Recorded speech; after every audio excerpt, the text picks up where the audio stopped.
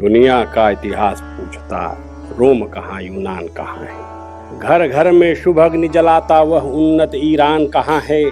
दीप बुझे पश्चिमी गगन के व्याप्त हुआ बर्बर अंधियारा, किंतु चीर कर तम की छाती चमका हिंदुस्तान हमारा।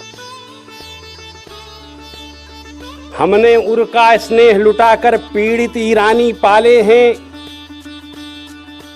निज जीवन की ज्योति जलाकर मानवता के दीपक बाले। जग को अमृत का घट देकर हमने विष का पान किया था। अंबर के ललाट को चूमा, तल सिंध को छान लिया था। साक्षी है इतिहास तभी से जग में अनुपम अभिनय होता, और पूरब में उगता है सूरज, पश्चिम के तम में लय होता, पश्चिम के तम में लय होता।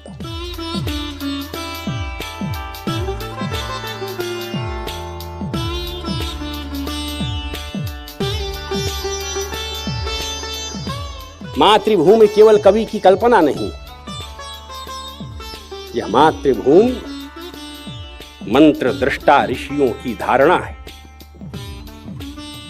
ये मातृभूमि है जिसके मातृ शब्द को लेकर के अरेबियों ने मादरे वतन रचा, जिसके मातृ शब्द को लेकर के अंग्रेजी संसार में मदर शब्द अंग्रेजी संसार को मिला।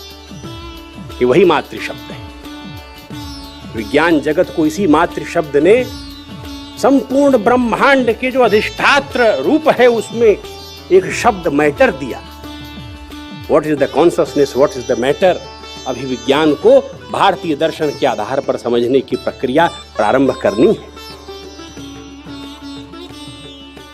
सावरकर इसी मातृभूमि से प्रेरणा लेते थे। जब भारतीय संसार, आध्यात्मिक संसार केवल कॉन्शसनेस की आराधना करता रहा, तब सावरकर ने याद दिलाया इस कॉन्शसनेस की आराधना में चकाचौंध लोगों, ये कॉन्शसनेस जिस मातृभूमि की, जिस प्रबल शक्ति की गोद में पलता है, उस मातृभूमि की ओर देखना भी सीखो। ये कॉन्शसनेस, ये जो शिव है, ये जगत जननी पराम्बा भगवती भवानी के गर्भ से उत्पन्न हुआ है। और इस जगत जननी को, इस मातृभूमि को इसकी ऐसी दुर्दशा, और इसलिए उनका पूरा जीवन ही, जिसे शिव शक्ति कहा है भारतीय दर्शन ने, शक्ति की आराधना में बीता है। शक्ति स्वरूपा मातृभूमि, उनका जो संपूर्ण साहित्य है शक्ति की आराधना है। शक्ति है, शौर्य है, उसमें कहीं भी का पुरुषता को कोई जगह नहीं, कायरता के लिए कोई जगह नहीं। और 7 समंदर पार जाते हैं तब उनकी साहित्य यात्रा प्रारंभ होती है। ये एक, जिसको कहते हैं कि पूर्व जन्म की कोई अधूरी आस थी, कोई घाव था। मुगलों की करनी का घाव रहा होगा, या भारत पर विदेशी आक्रांताओं का घाव रहा होगा। वो घाव लेकर के ही वो इस धरती पर जन्मे। इसलिए वह जन्मजात देशभक्त थे। कोई देशभक्ति उनको किसी परंपरा से मिली हो, कहीं उनके साथ किसी ट्रेन में थप्पड़ मारने की या ट्रेन से ढकेल देने की घटना घटी हो, ऐसा नहीं था। जन्मजात देशभक्त। उनको यह पुरखों की परंपरा उनके मानस पटल में बचपन से बसी हुई थी, और इसलिए अंतिम सांस तक वह अडिग रहे, अभी चल रहे। क्रांति क्या होती है, क्रांतिकारी का जीवन क्या होता है, वही उनको सबसे ज्यादा आकर्षित करता है। शक्ति जो है क्रांति के आधार पर प्राप्त होती। माओ जो कहता था, सत्ता बंदूक की नली से निकलती है। सावरकर तो ये नहीं कहते थे, लेकिन उनको मालूम था कि जो सत्ता है उसका अधिष्ठान पराक्रम है, शौर्य है। और इसलिए भारतीय स्वातंत्र समर का जो पहला पराक्रम था, जो अंग्रेजों के विरुद्ध प्रकट हुआ था, जिसको अंग्रेजों ने साजिश के अंतर्गत छुपा लिया था, इस भारतीय गदर को जो first struggle of the freedom movement, प्रथम स्वातंत्र समर के रूप में उन्होंने 1908 में लंदन में लिखा। और उसके बाद उनकी ये जो यात्रा थी आगे चलती रही। जो घटना घटी, कर्नल वाइली को गोली लगी, उसके बाद सिखों के इतिहास को भी उन्होंने लिखा। सिखों का इतिहास जो उनका लिखित था वो ग्रंथ मिलता नहीं, क्योंकि पांडुलिपि अंग्रेजों ने जब्त कर ली, वापस मिली नहीं। बाद में उन्होंने अनेक संदर्भों से अनेक अपने निबंधों में उसका वर्णन किया है स्फुट रूप में। लेकिन जो उनकी वह प्रथम स्वातंत्र समर नाम की पुस्तक थी, जिसने पूरे ब्रिटिश साम्राज्य में खलबली मचाई, वह पुस्तक जब्त हुई, प्रकाशन से पहले जब्त हुई, लेकिन किसी तरह से वो क्रांतिकारियों के हाथ में पहुंची और पेरिस में उसका प्रकाशन हुआ। लाहौर में सरदार भगत सिंह के हाथ लगी, उन्होंने प्रकाशित किया। इस प्रकार से वह पुस्तक आगे बढ़ गई।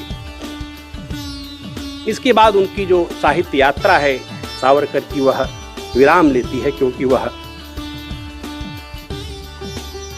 अंडमान के कठोर कारावास में निरुद्ध हो जाते हैं।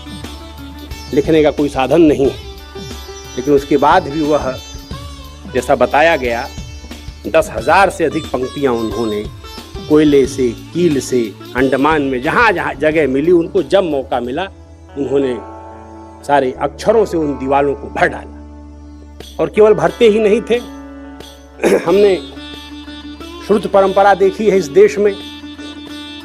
महाभारत में शंख और लिखित की कहानी आती है, यहां हम लिखत परंपरा देख रहे हैं। एक महात्मा रोज जो उसके मन में भाव आते हैं, जिसको कभी अटल जी ने लिखा था, उनकी याद करें।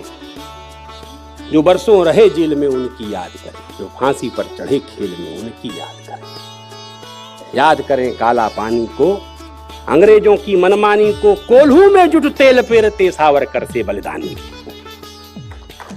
और अन्यायी से लड़े, दया की मत फरियाद करें, उनकी याद करें, उनकी याद करें। तो कोल्हू में जुटकर तेल पेरते समय उनके मनोमस्तिष्क से जो क्रांति ज्वार प्रकट होता था, उसको वह भूलते नहीं थे, मेमोराइज करते थे और जा करके उसको फिर दीवालों पर अंकित कर देते थे, अंकित करके फिर याद करते थे। 10,000 पंक्तियां जो उनके मन से वेद मंत्रों की तरह फूट पड़ी, ऋषि और मंत्र दृष्टारः। ऋषि मंत्र को जन्म नहीं देता है, ऋषि मंत्र को देखता है साक्षात घटित होते हुए अपनी आंखों के सामने। जो साक्षात करता है उसको वो देखते थे और देखने के बाद उस अनुभूति को लिख लेते थे, लिखने के बाद फिर उसको याद करते थे। लिखत परंपरा भी है, श्रुत परंपरा भी है।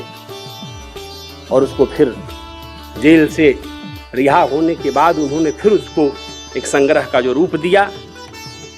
मेरे जिम्मे जो मुझे दिया गया था, उनका जो सारा साहित्य है बड़ा विराट है। 2 दर्जन से अधिक प्रकाशित पुस्तकें उनकी वर्तमान समय में बाजार में उपलब्ध हैं।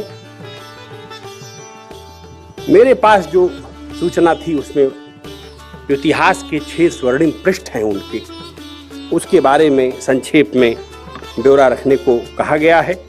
इसे सहा सोनेर पाने, मराठी में 6 स्वर्णिम पृष्ठ, क्योंकि वह हिंदू धर्म का, हिंदू राष्ट्र का जो सर्वांग सुंदर इतिहास है उसको स्वयं लिखना चाहते थे। काव्य भी लिखा, नाट्य भी लिखा, निबंध भी लिखे, कहानियां भी लिखी, उपन्यास भी लिखे, और उसके साथ साथ जो सबसे महत्वपूर्ण कार्य था, जो उस कालखंड में ब्रिटिश लोग कर रहे थे, भारतीय इतिहास को वह लिख रहे थे, वह बता रहे थे विंसेंट स्मिथ से लेकर के। और जो पूरी परंपरा चली है रॉयल एशियाटिक सोसाइटी के द्वारा जो इंस्पायर्ड है, जिसमें भयानक डिस्टॉर्शन है, उस पर नहीं जाते, लेकिन उन्होंने भारतीय इतिहास को भारतीय आंखों से देखने का प्रयास किया। और उसमें से जो एक महान ग्रंथ प्रकट हुआ, वह ग्रंथ था इतिहास के 6 स्वर्णिम पृष्ठ। आज जो इतिहास पढ़ाया जा रहा है वो सावरकर को अभिप्रेत नहीं था। दुर्भाग्य से पिछले 6 वर्षों से हमारे बच्चे 6 वर्ष पूर्व यानी 2013-14 में जो सेकंड और थर्ड में थे, वो अब 8th और 9th में आ गए। उनको हमने ये जो 6 साल पढ़ाया है, इसके लिए कौन जिम्मेदार ठहराया जाएगा? मुझे याद है, मैं 5 दिन में सहायक संपादक था। 2004 में सरकार बदली है। 2 महीने के भीतर कैबिनेट मिनिस्टर थे अर्जुन सिंह, मीटिंग बुलाई और एक आदेश से कहा कि सारी किताबें वापस करो एनसीईआरटी। उन्होंने कहा साहब हम नहीं कर सकते। बोले नहीं कर सकते तो नहीं पढ़ाई जाएंगे, नोट भेज दो सबको। क्या पढ़ाया जाएगा? उसके पहले जो वाजपेयी सरकार आने के पहले जो पढ़ाया जा रहा था उसको रिवाइव करो। हमारे यहाँ ये आदेश भेजने में क्या दिक्कत हमको समझ में नहीं आया अब तक। 6 वर्ष से बच्चे पढ़ रहे हैं। मेरी बेटी है 8th में, वो मुझसे पूछती घर में, तो मैं उसको मेरी जो दृष्टि है, सावरकर की जो दृष्टि है इतिहास की, उसको बताने का प्रयास करता हूं। लेकिन टीचर जो बताता है बच्चे वही मानते हैं। पापा तुम ये बता रहे हो, क्लास में ही बता रहे हैं। ब्राह्मणों के मुंह में गोमांस ठूसा गया। अब मैं काशी में रहता हूं, ऋग्वेदिक परंपरा है, सामवेदिक परंपरा है। वो कहते कहीं ये लिखा ही नहीं है, किसी ग्रंथ में नहीं है। सारे वेद पाठी विद्वान हजारों साल से पढ़ाते चले आ रहे हैं, वो बोल रहे नहीं है। आप एनसीईआरटी बुक्स में पढ़ा रहे हैं, खाइए। आप खाते थे। ये एक अजीब प्रकार की चीज है। राष्ट्रीय शिक्षा नीति जब आएगी तब आएगी, लेकिन यहां जो हम सब बैठे हुए हैं, ये जरूर मैसेज करना चाहिए। 26 तारीख है, आज है 26 फरवरी है, आज सावरकर का की पुण्यतिथि है। लेकिन 26 मई जो उनका जन्मदिन आएगा, जब नेक्स्ट सेशन चालू होगा देश के तमाम लाखों स्कूलों में, तब ये किताबें नहीं रहनी चाहिए। ये संकल्प करना पड़ेगा। या वापस लीजिए एक ऑर्डर में, वापस लीजिए। और 2002 के पहले 2002 से जो पाठ्यक्रम आया था, डॉक्टर जोशी ने जो दी थी किताबें एनसीईआरटी, वो सब रिवाइव कर दीजिए। तो उसको लाइए। आप क्या दिक्कत है आपको? क्यों पढ़ा रहे हैं आप 6 साल से वही चीजें? खैर, इतिहास को देखने की दृष्टि है। सावरकर ने पानीपत का उल्लेख नहीं किया। 1761 में क्या हुआ, पानीपत में मराठे कैसे हारे, इसके वो विश्लेषण में नहीं गए। 1761 के बाद क्या हुआ, इसके विश्लेषण में गए। और इसलिए पूरा इतिहास उन्होंने, भारत की जो शौर्यशाली परंपरा है, गौरवशाली परंपरा है, और जहां से ब्रिटिश इतिहासज्ञों ने परंपरा को देखा, इतिहास कहां से शुरू हो रहा है, स्टीरियोग्राफी प्रारंभ कहां से हो रही है भारत की, उन्होंने कहा 323 ईसा पूर्व जो अलेक्जेंडर द ग्रेट वो कह रहे हैं, उसका जो आक्रमण है उसके द्वारा। लेकिन अलेक्जेंडर के आक्रमण का कोई जिक्र भारतीय पुरातत्व में, आर्कियोलॉजी में, किसी भारतीय इंस्क्रिप्शन में, भारत के किसी साहित्य में, लिटरेचर में कोई एविडेंस नहीं है कि सिकंदर नाम का कोई आक्रामक जो आक्रांता था वो भारत में आया रहा होगा। इसका डिटेल तो यूनानी सोर्सेज देते हैं। ग्रीक सोर्सेज से हमको पता चलता है कि भारत में एक भयानक आक्रमण हुआ था। भारत सुख को जानने वाला देश है, समृद्धि को जानने वाला देश है, ऐश्वर्य को जानने वाला देश है। इसको जिसको मेगास्थनीज ने कहा है कि ये देश कैसा है, इसको समझा नहीं जा सकता इंडिका में कैसा देश है, तो वो उपमा देता है अपने देश के एक कहानी से। लोक कहानी है जिसमें जो पक्षी है, वो जो पक्षी अपनी राख से प्रकट होता है, बार बार अपनी राख में से पुनर्जीवित हो जाता है। ऐसा पक्षी है कि भारत ये ऐसी चिड़िया है जो अपनी राख में से भी पुनर्जन्म लेने की शक्ति रखती है। तो ये चंद्रगुप्त और चाणक्य से 326 ईसा पूर्व जो साम्राज्य खड़ा हुआ है, वीर सावरकर भी भारतीय इतिहास को वहीं से प्रारंभ करते हैं। हालांकि वो यह भी लिखते हैं कि हमारी परंपरा 10,000 वर्ष पुरानी है कम से कम। सुदीर्घ इतिहास में हम पुराने इतिहास को जब शामिल करते हैं तो कम से कम 5,000 वर्ष तो उसका कालखंड बनता ही है, लेकिन हम और गहराई में जाएंगे तो 10,000 वर्षों तक जाती है। अब आज स्थिति क्या है, जो सुनौली में मिल गया है, तमाम जो एक्सकेवेशंस नए हुए हैं, राखी गढ़ी का हुआ है, उसके बाद ये सारा इतिहास ही पलटने जा रहा है। 10,000 वर्ष से भी अधिक, कहीं आगे 5,000 वर्ष पूर्व तो महाभारत हो रही है इस देश के अंदर। आज से 5,000 वर्ष पूर्व, ईसा पूर्व 3,000 साल, जब महाभारत 5,000 साल पहले हुई है, तो राम का कालखंड कौन सा रहा होगा। अब इस देश में इतिहासकार हो गए हैं, वो बताते हैं कि युधिष्ठिर ने जो रिनाउंसिंग ऑफ किंगशिप की थियरी है, राज्य त्याग करता है भारत का राजा, ये कहां से सीखा था, कहां से इंस्पायर हुए थे युधिष्ठिर। तो जेएनयू के इतिहासकार हैं मैडम, वो कहती हैं जरूर युधिष्ठिर ने सम्राट अशोक से ही सीखा होगा। ये भारत का इतिहास लिखते रहे। भारतीय इतिहास के 6 स्वर्णिम पृष्ठ में कौटिल्य और चंद्रगुप्त मौर्य के द्वारा सुगठित भारत का जो राजनीतिक तंत्र है, और जिसके सामने जिसकी छाया मात्र से, जिसके संकेत मात्र से कि गंगा पार करते ही कैसा भयानक रूप तुम्हारा मुकाबला करने के लिए तैयार खड़ा है सिकंदर, उसको सुनकर के सिकंदर पीछे हटता है। यह प्रथम जो स्वर्णिम पृष्ठ है, ये सावरकर ने अपने इतिहास में लिया है। उनका जो दूसरा स्वर्णिम पृष्ठ है भारतीय इतिहास का, उसमें वह पाटलिपुत्र में जो बृहद्रथ का शासन है, जो भारतीय शासन को, भारतीय परंपराओं को खंडित कर रहा है, कमजोर कर रहा है। फिर से ऐसी परिस्थितियां खड़ी हो रही हैं, देश में विदेशी आक्रमण प्रबल होगा, और सिकंदर के बाद, अलेक्जेंडर के बाद मिनांडर और इस प्रकार के जो ग्रीक एक्सपेडिशंस थे जो आगे बढ़ रहे थे, उनको रोकने के लिए जो शक्ति चाहिए थी, वह कहीं न कहीं उसमें लैकिंग हो रही थी, समस्या क्रिएट हो रही थी। उसको रोकने के लिए वह जो एक महान कार्य हुआ, पुष्यमित्र शुंग ने भरी खड़ी सेना के सामने ही बृहद्रथ का जो सर है वह धड़ से अलग किया। उस महान सेनापति की याद करते हुए कहा, वह कार्य भारत ने किया और उसके कारण भारत फिर से बचा और ग्रीकों का समूल नाश किया। तो ये भारतीय इतिहास का उन्होंने कहा दूसरा स्वर्णिम पृष्ठ है, जिसमें ग्रीक आक्रमण को हमेशा के लिए भारत ने समाप्त कर दिया। और तीसरा स्वर्णिम पृष्ठ कहा जब विक्रमी संवत का प्रारंभ हुआ। विक्रमी संवत आज से यानी ईसा पूर्व 57, तो आज 2020 चल रहा है, इसमें 57 वर्ष और जोड़ देते हैं, 2076 वर्ष हो गए विक्रमी संवत को प्रारंभ हुआ। वह जो चंद्रगुप्त विक्रमादित्य थे, कौन थे? मालवा के थे, उज्जैनी के थे, लेकिन उनके पराक्रम को जिसमें उन्होंने शकारी विक्रमादित्य यह उपनाम धारण किया है, शकों का पूरा विनाश किया है, ग्रीक शक्ति जो फिर से सर उठा रही थी उसका विनाश किया है। ये जो कनिष्क और हुविष्क नाम के जो कुषाण वंशी शासक हुए, जिन्होंने भारत में आकर के थोड़ा सा अपना रूप बदल लिया, उनका जो समापन किया, ये जो शकों के पूरे साम्राज्य का अंत करके भारत के अंदर फिर से भारतीय सनातन संस्कृति की पुनर्स्थापना की है, तो उन्होंने कहा ये भारत का तीसरा स्वर्णिम पृष्ठ है। और भारत का जो चौथा स्वर्णिम पृष्ठ है, जिसको अभी हमने काशी हिंदू विश्वविद्यालय में एक सेमिनार करके फिर से रिवाइव करने का प्रयास किया।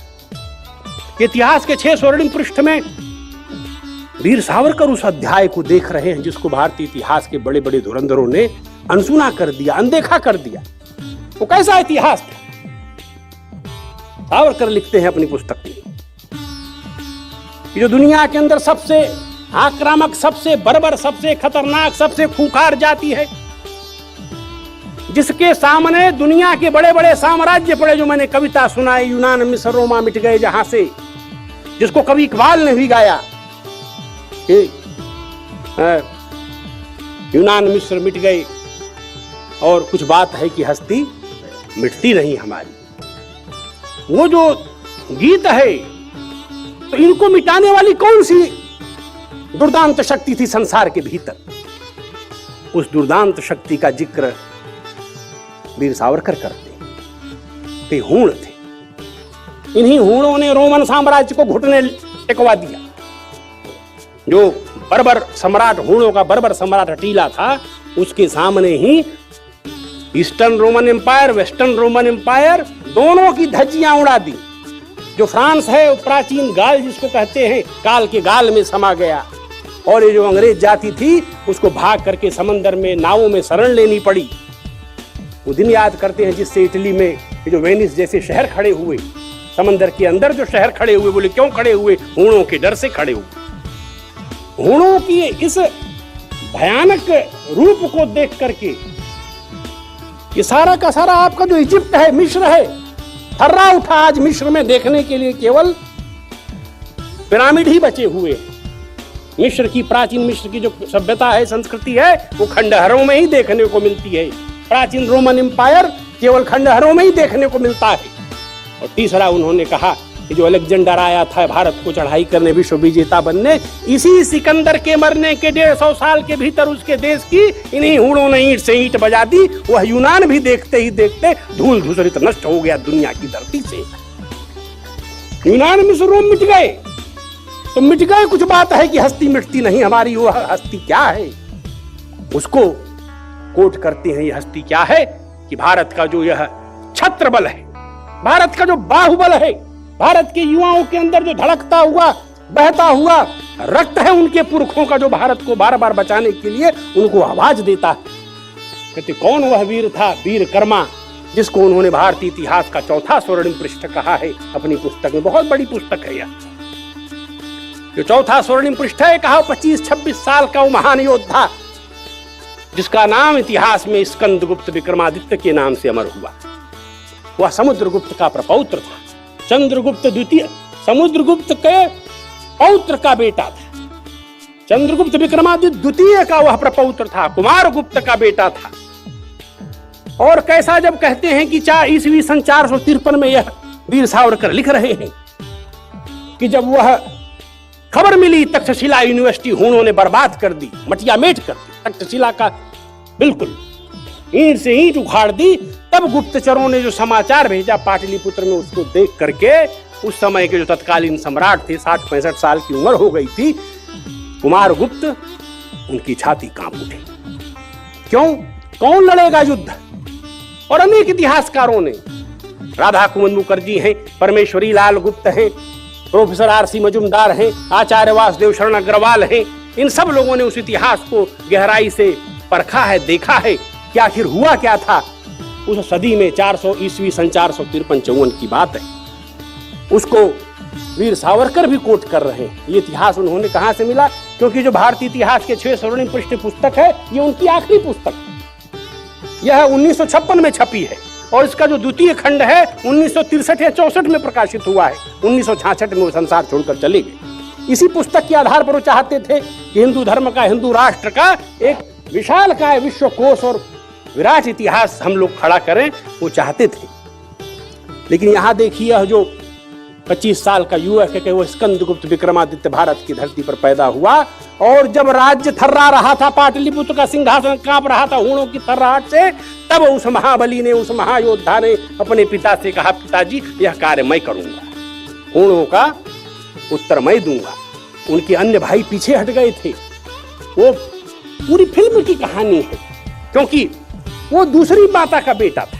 जो पहली बड़ी माता थी, नाम था अनंता देवी। अनंता देवी चाहती थी हूणों से समझौता करके पश्चिमी भारत उनके हवाले कर दे, हम इधर आनंद से शासन करें।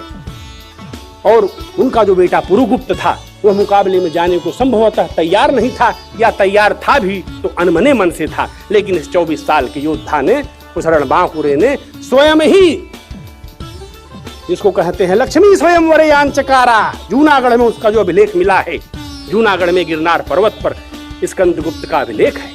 गाजीपुर जो उत्तर प्रदेश में है, उसमें भीतरी नाम का स्थान है, वहां एक महान शिलालेख लगा हुआ है। रीवा सूपिया में शिलालेख मिला हुआ है, इंदौर में शिलालेख मिला हुआ है, गोरखपुर के पास कुशीनगर है, वहां शिलालेख मिला हुआ है। और उसका जो राज चिन्ह था, गुप्तों का राज चिन्ह कौन सा था? गरुण राज चिन्ह था। वो गरुण आज भी इंडोनेशिया में गरुण एयरवेज है, वियतनाम में है, थाईलैंड में है, वही गरुण, उसी का पटदार अभी कल चले गए यहाँ से, उनके भी झंडे में, उनके भी राज चिन्ह में वही गरुण बैठा हुआ है अमेरिका में। मैं नहीं जानता उसका क्या संबंध है भारत से, लेकिन गरुण भारत का राज चिन्ह था, परम भागवत शासन था। ये सब लिख रहे, वो कह रहे हैं कि कैसा योद्धा था, कथा सरित सागर में वर्णन आता है। 12 वर्ष तक दोनों भुजाओं में तलवार लिए वह बाहुबली अपनी चतुरंगणी सेना के साथ पाटलिपुत्र से पेशावर तक इधर उधर खलबल दलबल चलता बलता था। गुजरात जिस पर हूणों ने कब्जा कर लिया था, उस गुजरात को सब बाहुबली ने अपने बाहुबल से खाली कराया।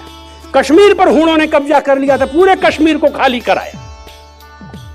और भीतरी का जो शिलालेख है वो कहता है, कैसा वीर था हूणैर्यस समागत समरे दोरभ्याम धरा कंपिता भीमावर्त करस। हूणों के सामने आने पर दोनों भुजाओं में तलवार लिए वो महायोद्धा जब आगे बढ़ता था, उसके शौर्य को देखकर ऐसा लगता था जैसे पृथ्वी कांप उठी हो, पृथ्वी कांप उठी हो।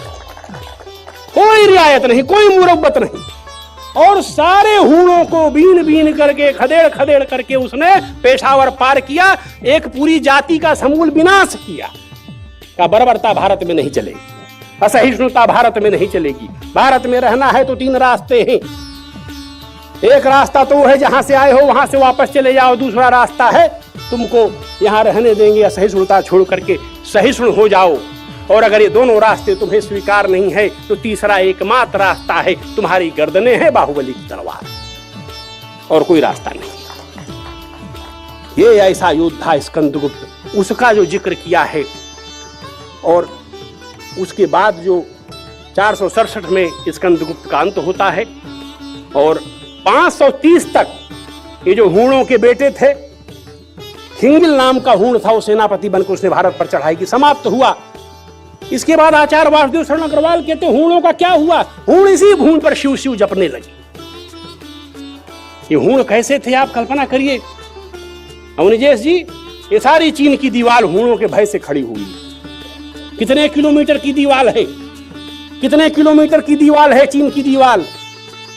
20,000 किलोमीटर लंबी है, 10 फीट न्यूनतम है, 40 फुट, और चौड़ी कितनी है? 4 घोड़े टकबक टकबक मीलों तक चले जाते हैं। ऐसी दीवार 15 फीट चौड़ी। क्या कोरोना वायरस का कहर, जितना बड़ा कहर चीन ने झेला था हूणों का, उस हूणों के कहर को जब स्कंदगुप्त ने इस देश में अंतिम उसको जो है अंतिम जवाब दिया, उसका विनाश किया, तो ये फ्रांस के इतिहासकार सिल्वा लेवी हैं, वो किसी स्रोत से बताते हैं, चाइनीज स्रोत से, चाइना में खुशी की लहर दौड़ गई। क्यों? जिन हूणों को मारने के लिए, समाप्त करने के लिए, बचने के लिए हम 400 साल से 600 साल से दीवार बना रहे हैं, उन हूणों का भारत में समूल सफाया कर दिया उस महायोद्धा ने।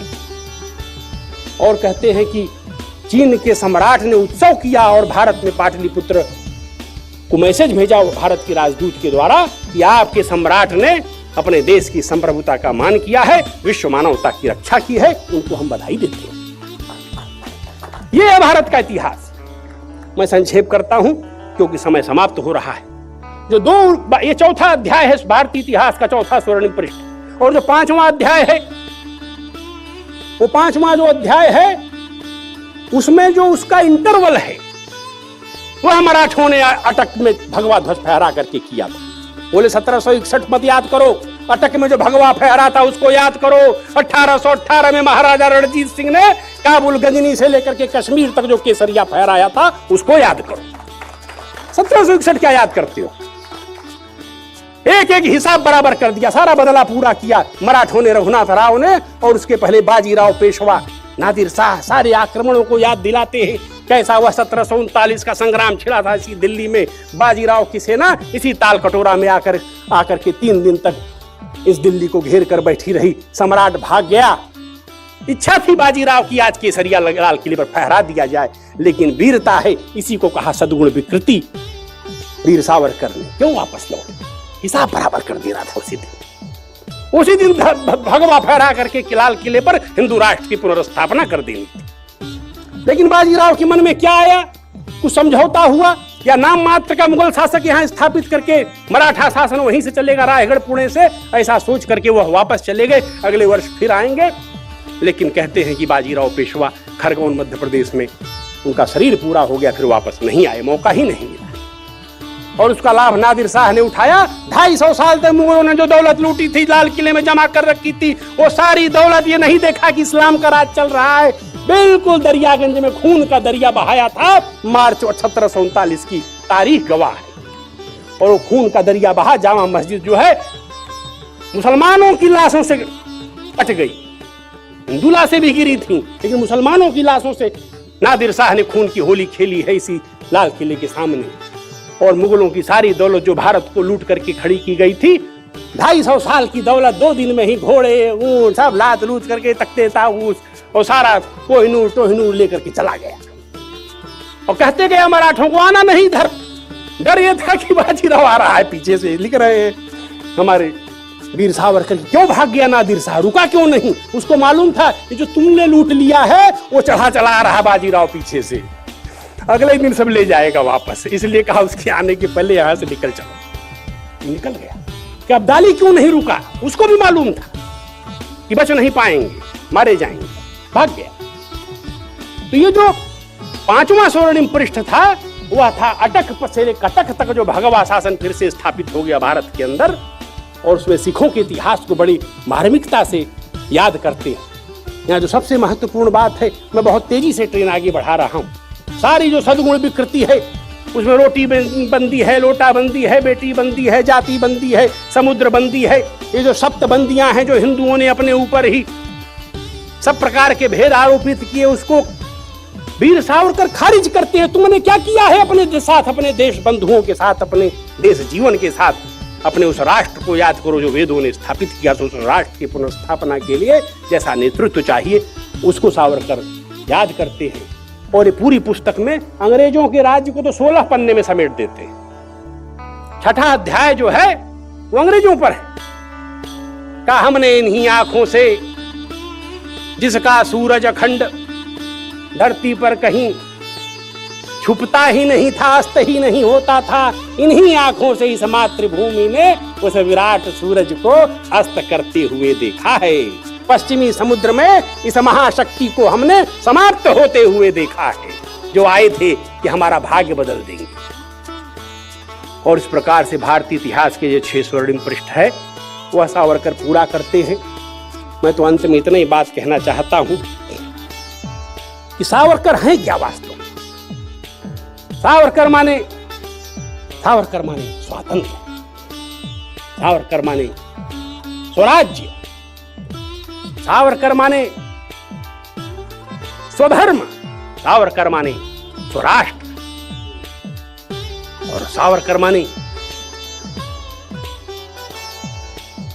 अविनाशी, सावरकर माने आदि पुरुष, सावरकर माने निर्भय पुरुष, निर्भयता का।